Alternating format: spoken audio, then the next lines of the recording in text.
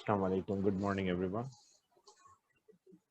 Last week we started this topic, acids, alkalis, and salt. Just a quick revision, what we discussed last week, and then we'll continue this chapter. So first we started with the definition of acid.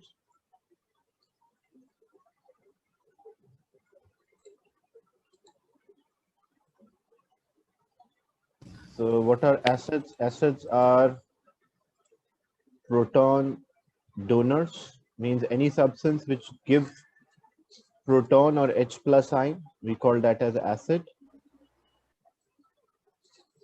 Definition of base.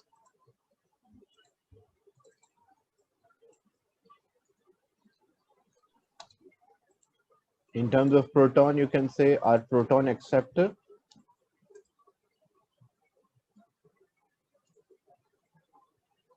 Or OH ions or hydroxide ion donors. This is a basic definition for acid and base. So how you can identify, example, if there is a reaction that NH3 reacted with HCl. Assalamu alaikum. Walaikum assalam. So NH3 plus HCl, this result in a formation of NH4 with a plus charge and Cl minus. So if you want to identify which substance is acid and which one is base, so substance, first it is NH3, then this NH3 changes to NH4. So if NH3 changes to NH4, what happened? This accept proton or donate proton? NH3 become NH4. So what is this NH3? The definition of acid, acids are proton donor. Acid will give proton, and so if they give proton, the number of proton or number of hydrogen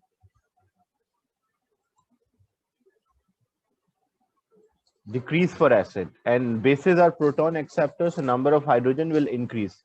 So NH3 become NH4, so it means it accept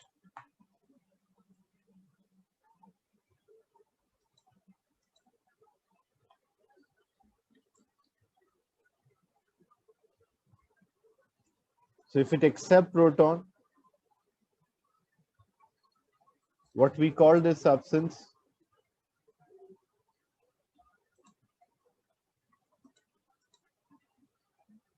We call this substance as base. So in this example, NH3 is acting like a base because NH3 become NH4. NH3 changes to NH4, it means it accept. Accept means take. When it will take the number of hydrogen, so when a substance is base, the number of hydrogen when it reacts or proton will increase. And when acid is there, the number acid donates, so number of hydrogen will decrease.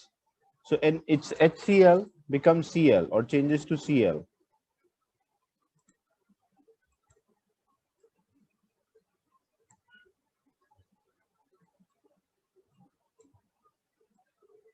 So if HCl changes to Cl, what happened in terms of proton? So it donate proton or give proton.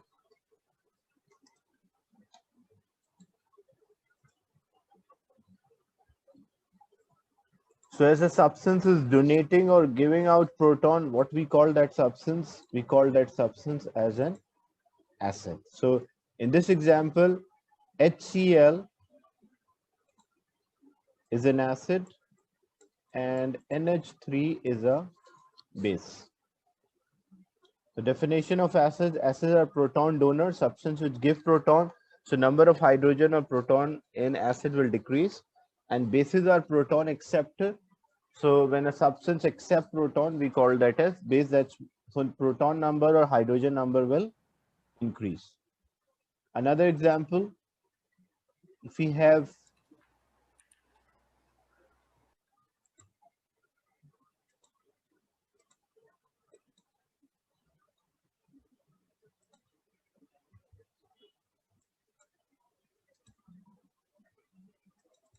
H2O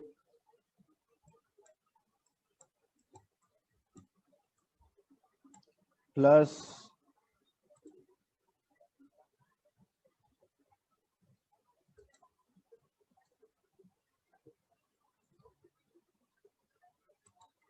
so if you have H2O plus H2SO4,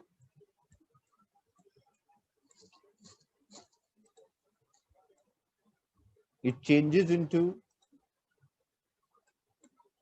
H3O with a plus charge and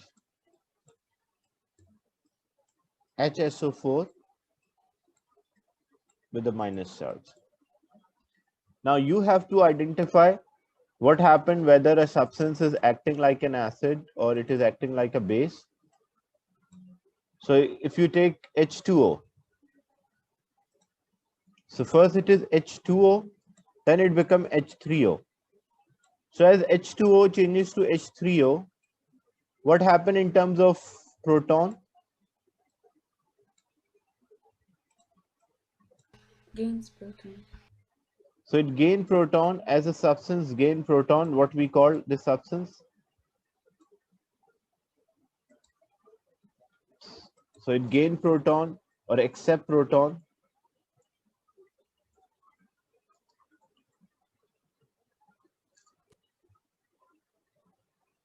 So we call this H2O as a base. What about H2SO4? When you check H2SO4, H2SO4 become HSO4. So number of the hydrogen decreases. So if the number of hydrogen decrease, it means it is donating or giving out proton.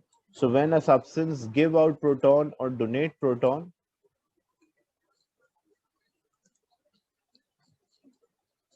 we call that substance as acid. So basically, acids are proton donors, where bases are proton acceptor or hydroxide ion donor, because some of the bases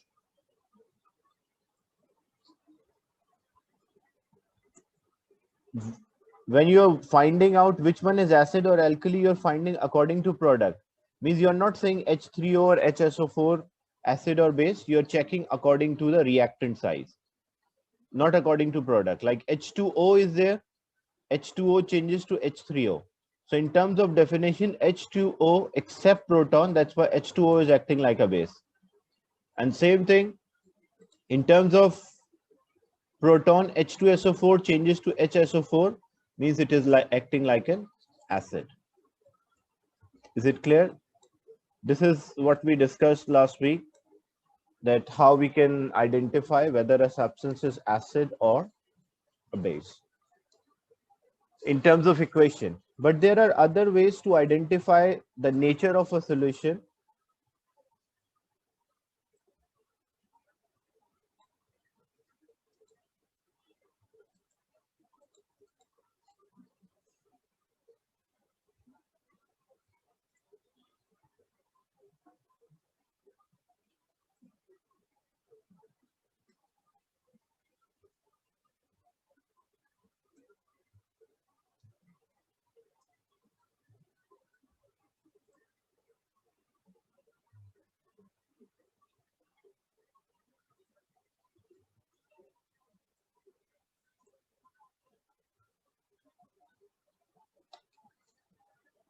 So how we can identify whether a solution is strong acid or alkali or weak acid or alkali. So there are different ways. We can use electrolytic cell.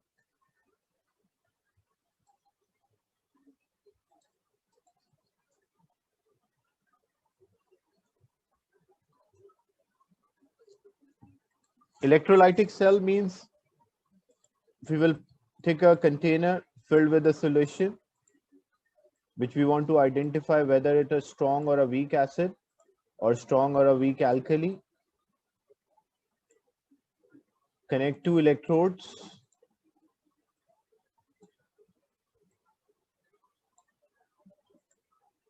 and we will pass the current through it.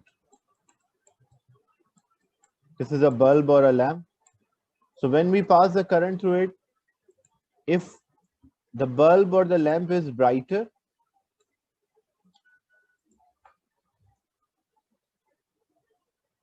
it means it is strong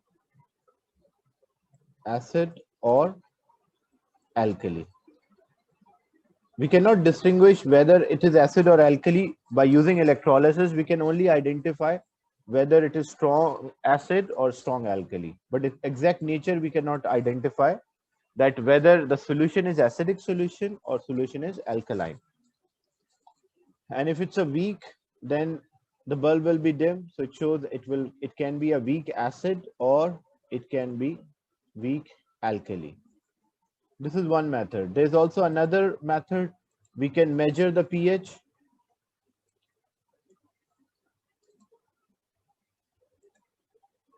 So when we measure the pH, if its pH is less than 7, it means it is acidic. And using the pH, we can also identify exact nature, whether it is strong acidic solution or weak acidic. And if the pH of the solution is more than 7, it means the solution is alkaline. And using this, we can identify whether it's a strong alkaline solution or a weak alkaline. Then there's also another way we can identify the nature of solution, and that is using indicators. Indicators, I mentioned the name of certain indicators which you have to learn the colors. So different types of indicators, different color in acidic medium.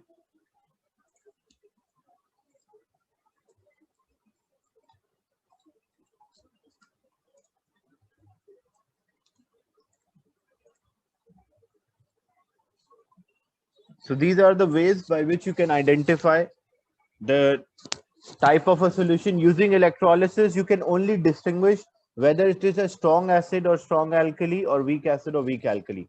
But exact nature you cannot say, like you cannot say it's an acidic solution or it's an alkaline solution using electrolysis. So electrolysis is mainly used to find difference whether a solution is a strong alkaline solution or weak alkaline, or it can be strong acidic or weak acidic. But pH, measuring a pH using a pH meter or using indicators, different types of indicators, we can identify the exact nature of the solution. This was what we discussed last week.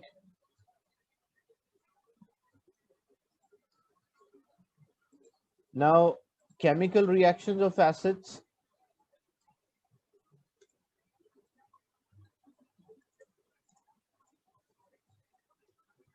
So how acid react, or what will be the chemical change when acid react with different substances?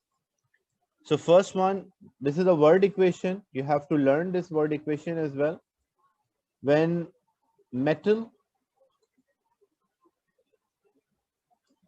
react with any acid,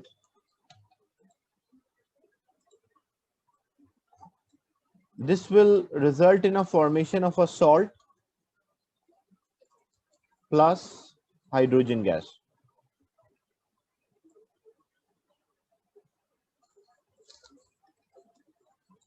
So the first reaction is metal plus acid will give salt and hydrogen. The state symbols are also important. Like you should know what will be the likely state of a substance. Metals, what is the likely state of the metal? Metals are solid at room temperature, so it will be solid. So we'll write small s here representing that it is solid. Acid, alkalis, they are all aqueous, means they are always dissolved in water. So what is the state of the acid? That will be aqueous. Now, what is the state of the salt? How to decide state of a salt, whether it is aqueous or whether it is solid? So you have to recall that table which we discussed, because some of the salts are soluble and some of the salts are insoluble. Soluble salts, how they exist? If they are formed in the solution, so they are always aqueous, and insoluble salts are solid state, in solid state. So aqueous is AQ. And what are the salts which are soluble or aqueous? All nitrates,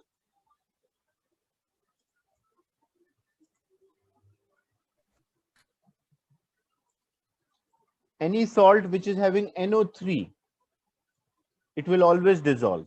It will always be aqueous. This table I already discussed with you in chapter 2, methods of purification. Most chlorides are also soluble, means most of the salt which have Cl3 are also soluble except 3. 3 of the chlorides are not soluble, in which we have silver chloride, mercury chloride, HgCl2, and lead chloride. These 3 chloride salts are insoluble, means if these salts are produced, then it should be solid. Most sulfates, most of the salts which have SO3 at the last, SO4 at the last, they are also soluble. Again, 3 exceptions.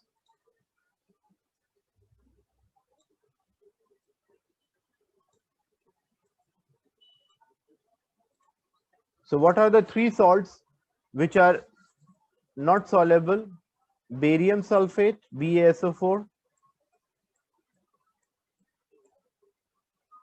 calcium sulfate, CaSO4, and lead sulfate, PbSO4. So these are the 3 salts which are insoluble or does not dissolve or exist as a solid state. And most carbonates are insoluble.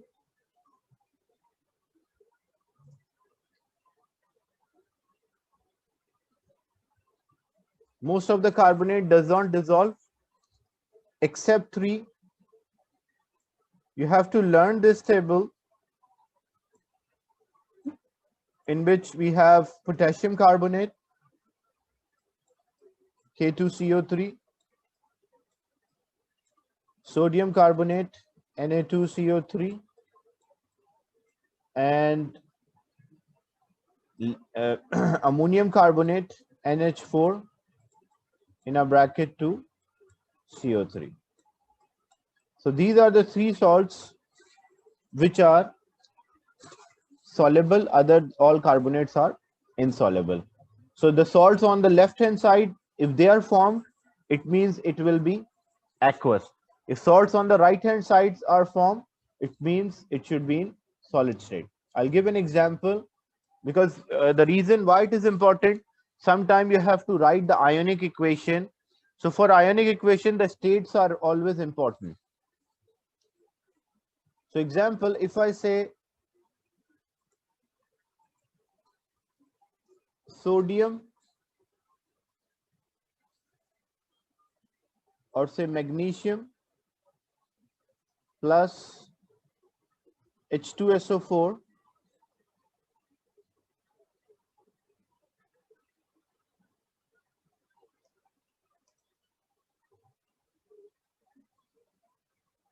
so magnesium plus sulfuric acid. Magnesium is a metal and sulfuric acid is there.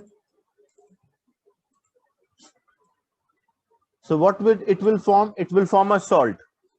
What is a salt? When hydrogen is replaced by a metal, it will form a salt. So if magnesium plus sulfuric acid, what it will form? It will form a salt, magnesium sulfate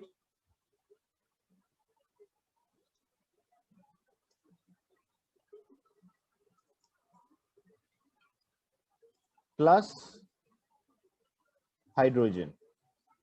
So whenever acid plus metal, what it result? It result in a formation of salt and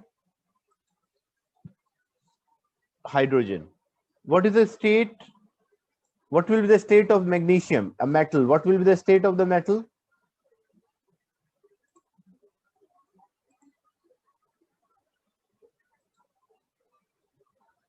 The state of the metal will be solid because metals are in solid state.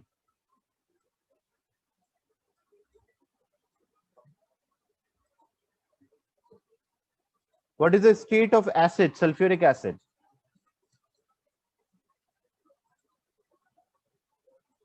So aqueous, you can write AQ. All acids and all alkalis are aqueous, dissolve in water. So it's AQ. What is the state of magnesium sulfate? So how to identify what will be the state? You have to check this table.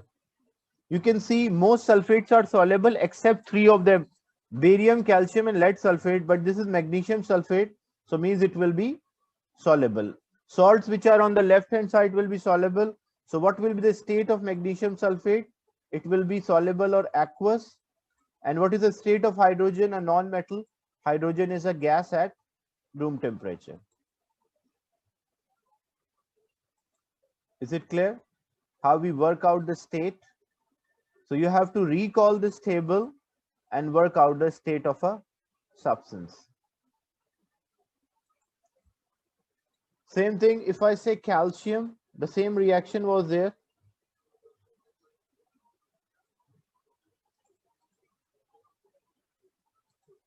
How we will work out the state of the substance? As we know, whenever metal is reacting with acid, this will result in a formation of salt and hydrogen. Example, magnesium plus sulfuric acid. So magnesium plus sulfuric acid, it will give magnesium sulfate plus hydrogen.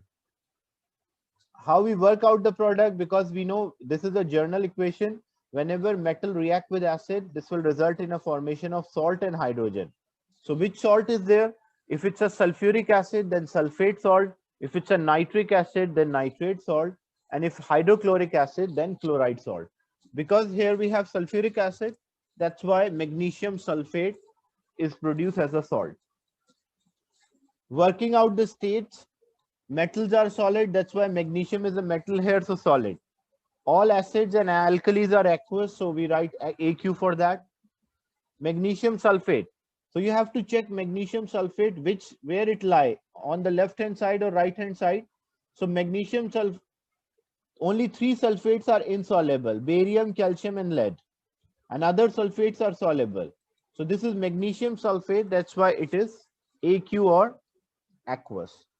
And hydrogen is there, non-metal is given off, so it is a gas at room temperature. Is it clear? Working out the state of a reactant and product in this reaction.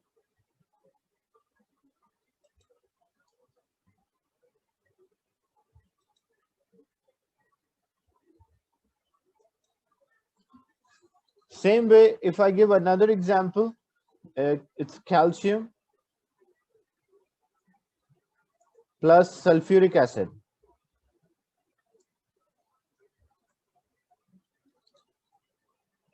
This will result in a formation of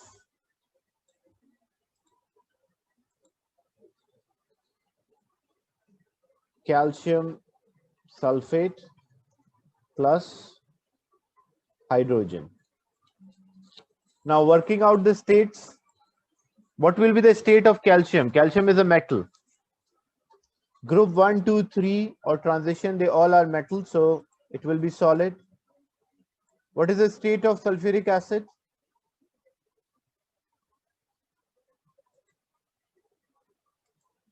It will be aqueous, so you will write AQ. You don't have to write full aqueous, you'll write only AQ. What will be the state of calcium sulfate? When you check calcium sulfate, where it lie? On the right hand side. So it is solid. Normally, the term precipitate, Afif, the term precipitate is used when two solutions are mixed and they form a solid. Then then we use the term precipitate. Otherwise, we simply say solid, not precipitate, because here it's a solid mixed with aqueous. So this is solid, and hydrogen is there. Hydrogen is there. That's a gas. So you can work out the state of a substance by using this table. So first reaction, when acid react with metal or metal plus acid, result in a formation of salt and hydrogen. Is it clear?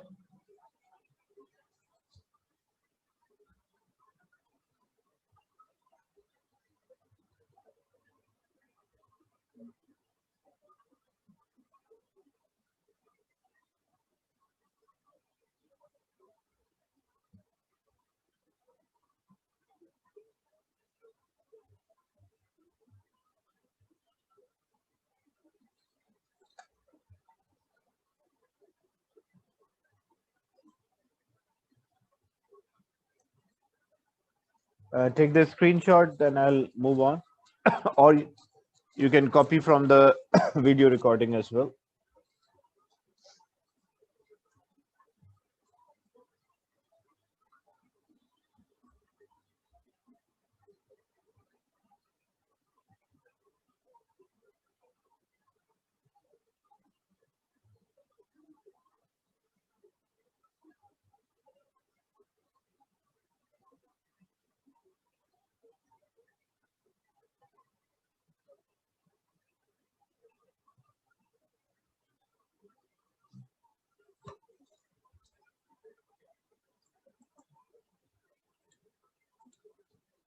So that's the first reaction, a continuation that, as we know, when metal is there,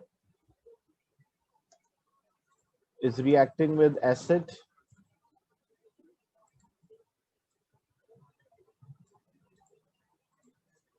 It will give salt plus hydrogen.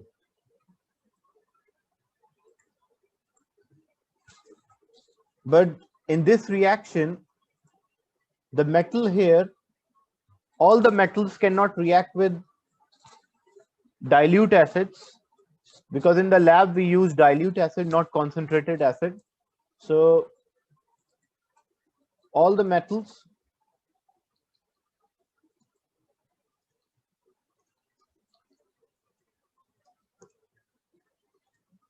dilute means it contain more water. Dilute acids in the lab. So you have to learn this table, which is about the reactivity series. As we know, the reactivity series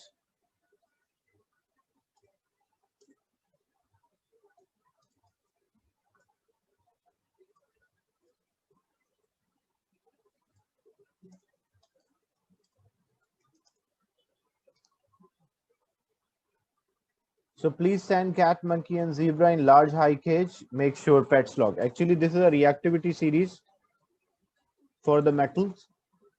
P is for potassium. S is for sodium. Symbol Na. C is for calcium. M is for magnesium. A is aluminium. Z is for zinc. I is for iron, Fe.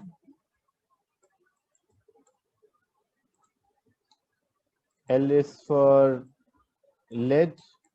H is for hydrogen.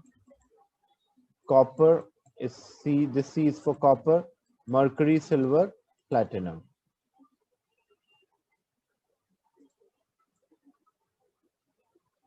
I will type this, so I'm erasing. So we have potassium, sodium, calcium, magnesium,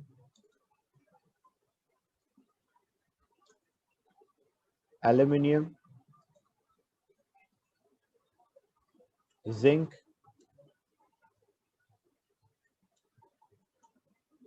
iron,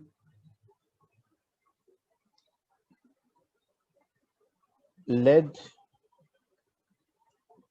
hydrogen, copper, mercury, silver, and platinum.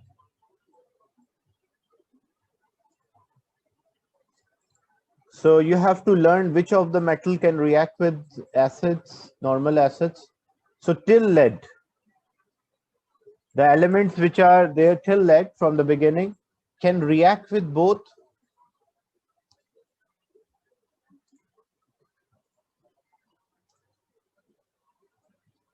dilute and concentrated acids.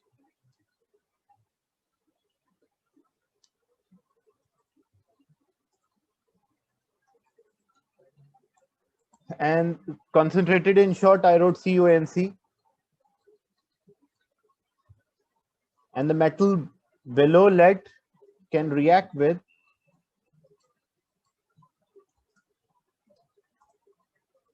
concentrated acids only. So they don't react with dilute acid, they only react with concentrated acid.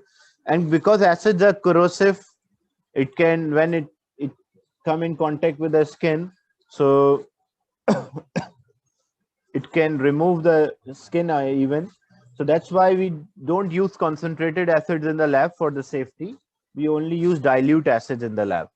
And so in the lab, you don't find the reaction of acids common, because in the lab we are using dilute acid. So if we have copper plus dilute nitric acid, will they react?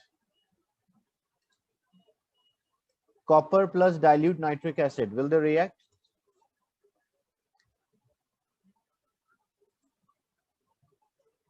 So copper plus dilute nitric acid, there is no reaction. That's why these metals, you can find copper, mercury, silver, platinum. You don't find their reactions in the lab common, because in the lab we are using dilute acids for the safety. So you have to learn this order, like which of the metals can react with acid. So metals from potassium till lead can react with both dilute and concentrated acid, where metals below lead can only react with concentrated acids.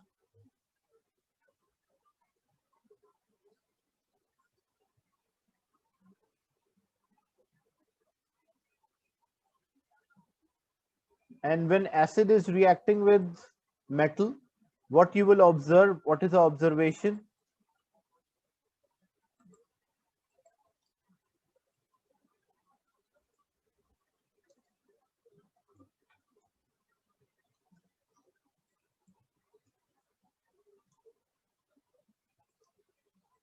So what is the observation when metal is reacting with acid? It will give salt and hydrogen. So this observation is, or what we will see, number one, we'll observe the solid size decreases, the solid metal size decrease. And number two, we will observe bubbles due to hydrogen. So these are the observations when this reaction occurs. When you add a metal to an acid, so you have a container. This container is filled with acid,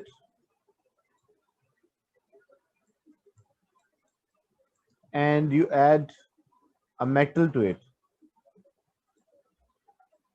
Example, this is a metal. So moment you add this metal,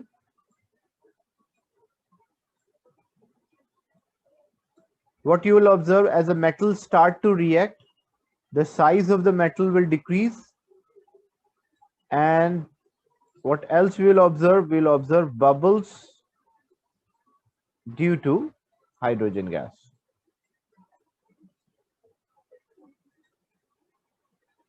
Effervescence, bubbles. Effervescence, the term effervescence means like rapid bubbles formation is refers to effervescence. Is it clear?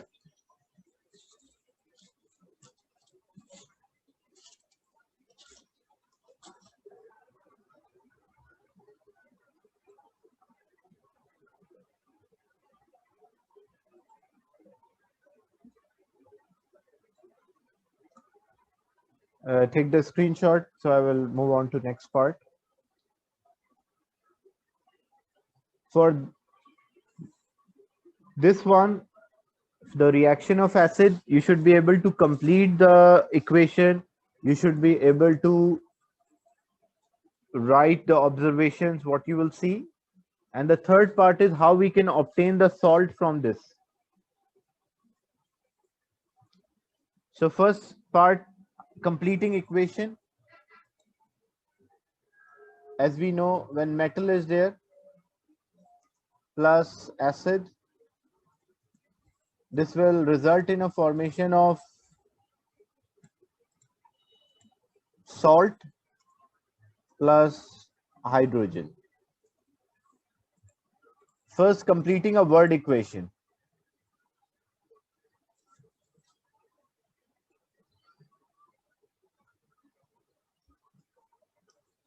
So completing a word equation, example, if I say sodium plus hydrochloric acid.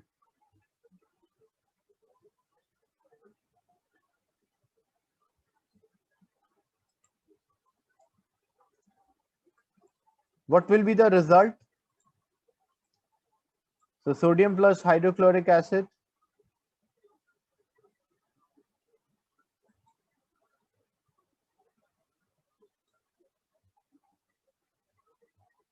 So this will form sodium chloride plus hydrogen.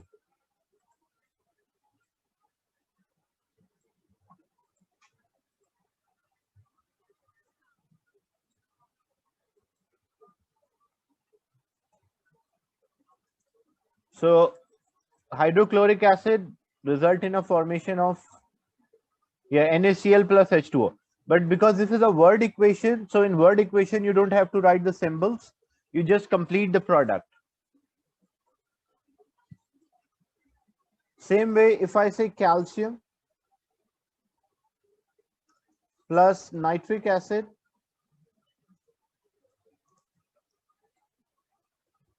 what will be the product? Calcium plus nitric acid. The result will be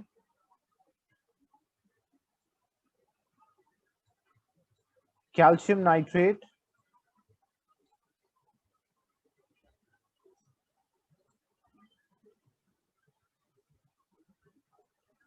plus hydrogen. So hydrochloric acids give chloride salts.